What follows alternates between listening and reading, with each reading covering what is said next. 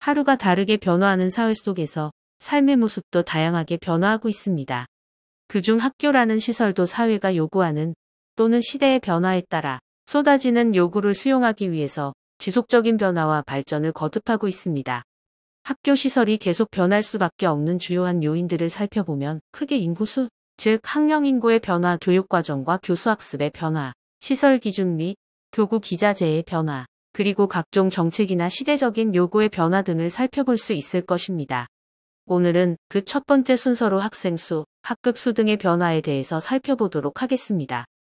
한국 전쟁 이후 경제적, 사회적인 복구가 시작되면서 동시에 인구수가 폭발적으로 증가하는 이른바 베이비 붐 시대가 도래하였는데 1960년을 전후로 출생한 아이들의 취약이 시작되는 60년대 후반에서 70년대에 취약 인원이 대폭 발생했으며 이러한 현상은 80년대 초까지 소폭의 감소만 있을 뿐 유사한 양태를 보였습니다. 이후 80년대 중후반부터 학령 인구가 지속적인 감소 추세를 보였고 특히 2010년도 이후 학생 수가 급감하는 현황을 보이고 있습니다.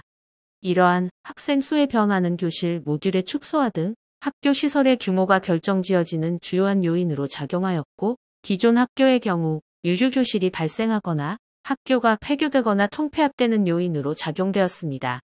한국 전쟁 이후 학생 수가 급증하는 현상과 더불어 교육에 대한 높은 관심과 균등화 교육으로 인해 전국의 학교 수가 1990년 초까지 급속히 상승하는 현상을 보였습니다. 다만 초등학교의 경우 1992년부터 완만한 감소 추세를 나타냈는데 이는 학생 수가 지속적으로 감소하고 있는 요인과 더불어 도심화 현상에 따라 폐교되거나 통폐합되는 학교 수가 증가함에 따른 현상이라고 볼 수 있을 것입니다.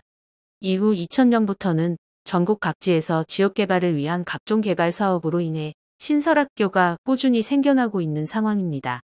학생 수의 증감은 고스란히 학급 수 및 학교 수의 증감으로 이어진다고 예상할 수 있겠으나 국가 전반적으로 국민의 삶의 질 향상에 따른 공간의 쾌적성에 대한 요구가 높아졌고 무엇보다 효과적인 학습을 위해 급당 인원을 OECD 기준의 수준으로 조정하려는 정책을 발표하면서 학생 수의 감소에 크게 영향받지 않고 학교 수는 지속적으로 증가하는 현상이 나타났습니다.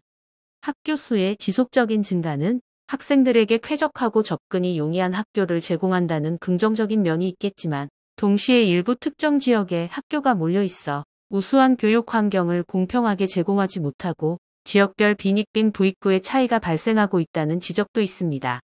학급당 학생 수의 추이를 살펴보면 학생 수 대비 학교 수가 부족했던 1980년에 학급당 학생 수가 최대 60에서 70여 명을 유지하였습니다.